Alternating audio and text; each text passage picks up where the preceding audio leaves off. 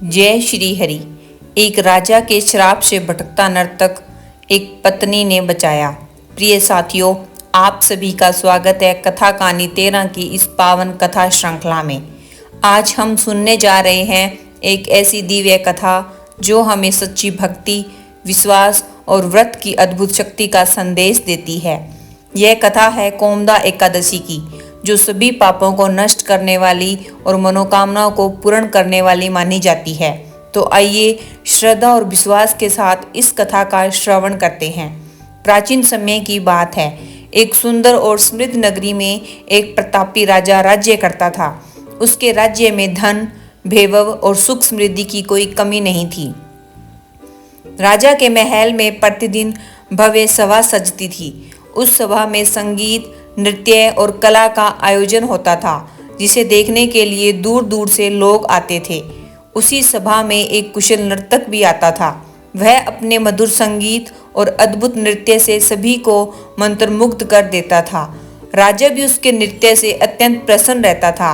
उस नर्तक की एक सुंदर और पतिव्रता पत्नी थी, जो उससे बहुत प्रेम करती थी। दोनों का जीवन सादगी और प्रेम से भरा हुआ था। एक दिन की बात है। नर्तक हमेशा की तरह राजा की सभा में नृत्य कर रहा था, लेकिन उसी समय उसे अपनी पत्नी की याद आ गई।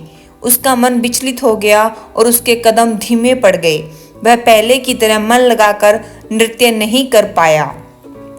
राजा ने यह देखा और उसे लगा कि नर्तक ने सभा का अपमान किया है।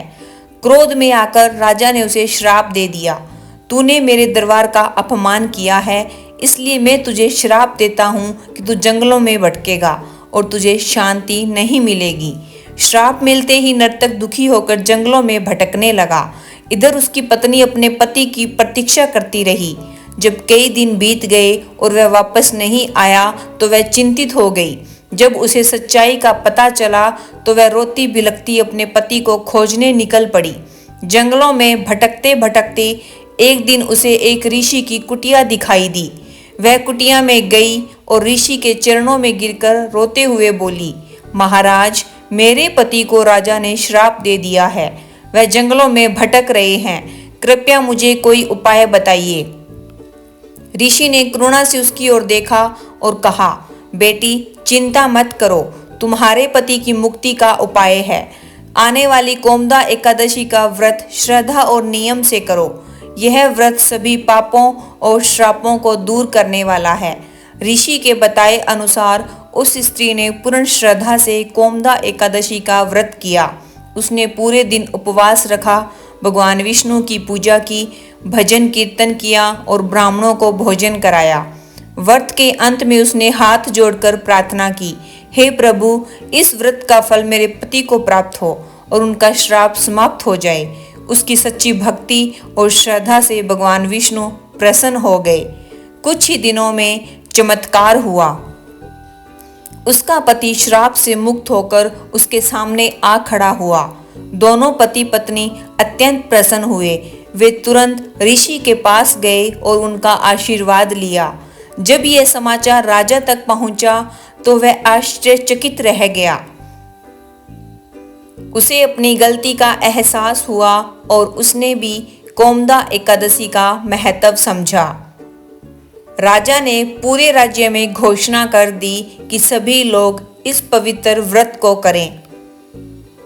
इस कथा से हमें यह शिक्षा मिलती है, सच्ची श्रद्धा और भक्ति से हर संकट दूर हो सकता है। व्रत और पूजा का फल अवश्य मिलता है। कोमदा एकादशी का व्रत सभी पापों और दुखों को नष्ट करता है।